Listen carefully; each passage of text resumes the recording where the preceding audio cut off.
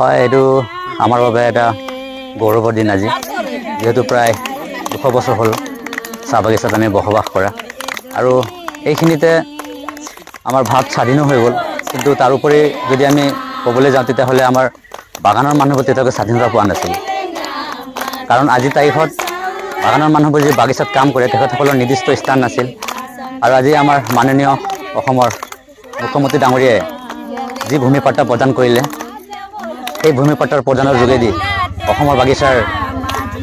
কাম কৰা বনুৱাসকল এক নিজৰ সুকীয়া পৰিচয় পাব কাৰণ বিগত প্ৰায় 200 বছৰ ধৰি কোম্পানীৰ বাহিৰতে তেওঁলোকে থাকে আৰু নিজ ইচ্ছামতে একো কৰিব নোৱাৰে তাত সেয়েহে আজি আমি অসম স্বাধীন ছাত্ৰ সন্থা গহপুৰ শাখা সমিতিৰ তৰফৰ পৰা তথা নয়াঘোৰা চাহ বাগিচাৰ প্ৰাথমিক তৰফৰ পৰা অসমৰ মাননীয় মুখ্যমন্ত্ৰী ডাঙৰীয়ালৈ আমি অশেষ ধন্যবাদ জ্ঞাপন কৰিছোঁ তেখেতে আমাক যি ভূমিপট্টা প্ৰদান কৰিলে আৰু অসমত খিলঞ্জীয়া হিচাপে অসমৰ বাগিচাৰ বনুৱাসকলক ৰাইজৰ আগত পৰিচয় কৰাই দিলে আৰু লগতে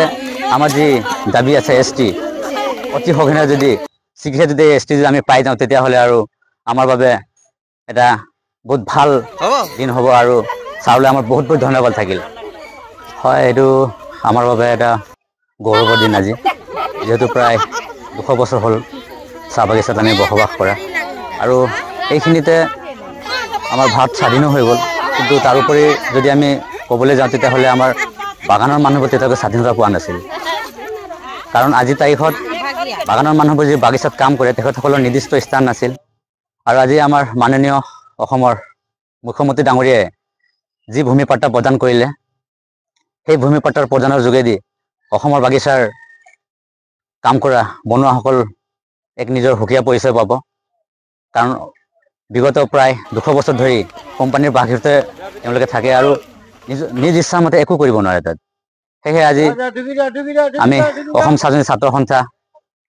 গহপুৰ শাখা সমিতিৰ তৰফৰ পৰা তথা নয়াঘোৰা চাহ বাগিচাৰ প্ৰাথমিক তৰফৰ পৰা অসমৰ মাননীয়